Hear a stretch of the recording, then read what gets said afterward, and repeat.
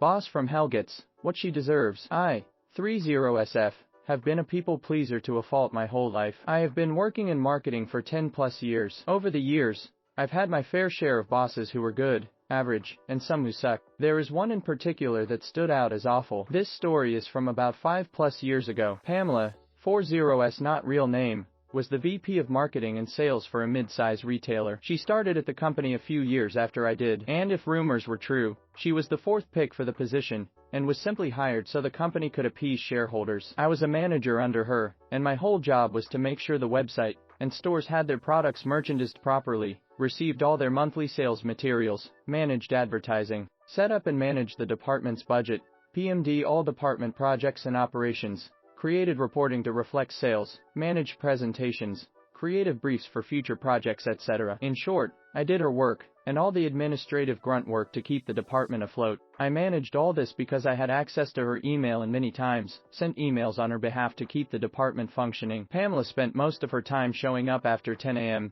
taking business lunches, and planning company parties. Don't even know why we did those, but I planned those too. I consistently questioned why she spent so much of our budget on these events when we didn't have the budget resources for any of it. Pamela told me to take from future months' budgets to pay for the current month's overspending. So, at the start of every month, I had an original budget, and by the end of the month, I had to turn in an edited budget, edited under Pamela's direction, that made it look like Pamela's spending was under control. This is important for later. I definitely made mistakes here and there being in charge of so many tasks, and constantly found myself working 12-hour days split between being in the office and working after my kid went to bed. Weekend work was also done before my family woke up, and after they went to bed. During Pamela's first major holiday season, sales were sheet. Pamela kept changing her mind on the visuals for the stores, kept bringing on new advertising and PR agencies to bring in sales. All these agencies consisted of her personal friends, and ignored our buying, merchandise team's planned promotions for her own better ones. At this time,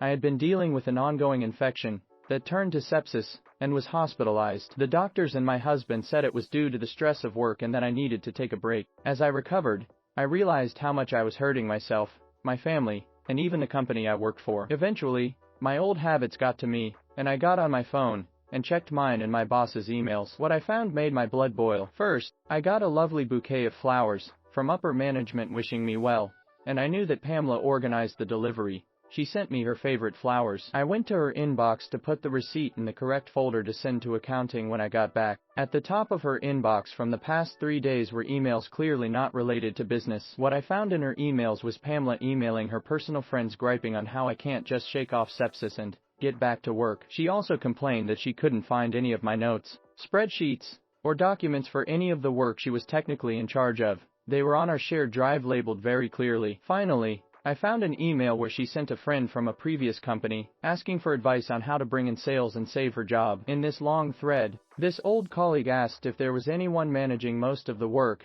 and of course, Pamela said I was. This colleague explained that clearly it was my mismanagement that was causing issues, and that I could be blamed if sales didn't pull through by the end of the season. Pamela mentioned that I was in the hospital, and repeated comments from her other email thread. This person said that she couldn't outright fire me because it could seem like retaliation because I needed to take emergency medical leave. But, if Pamela could prove I was stealing from the company or misusing company resources, then she would have grounds to have me fired, and use me as a scapegoat.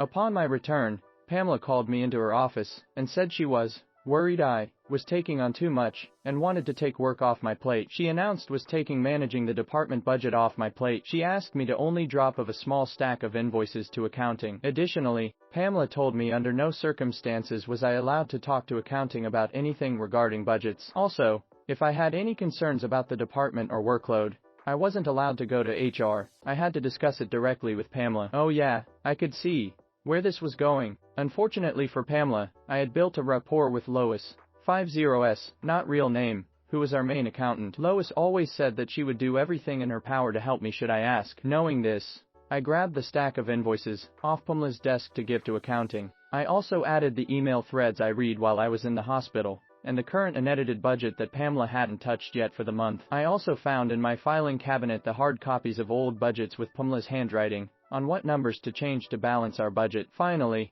I added an email from our first round of budget adjustments, where Pamela subtlety threatened to put someone else in my job if I couldn't do what she asked. So, I walked and dropped off the invoices to accounting when I bumped into Lois. She brought up invoices, and I sternly looked at her, and said Pamela is the only one in our department that Lois is allowed to talk to about our budget and invoices. Lois saw the suspiciously thick file folder on her desk, gave a firm nod, and lovingly kicked me out of her office. Within the week, Pamela was fired. From what I understand, she has been continually job hopping for the past few years. The CEO and HR brought me in to personally apologize for everything I went through and gave me a paid 1-week vacation to take at my discretion. Given other issues with this business, I left after another year. Which brings me to today. I am, once again, a manager for sales and marketing. I have a wonderful boss, Mike, 40SM, who trusts my business decisions and backs me up on practically everything. We are hiring my team for me to solely manage and direct. Today, I looked through the applicants and found Pamela's resume sitting among dozens of others. I stared at her name,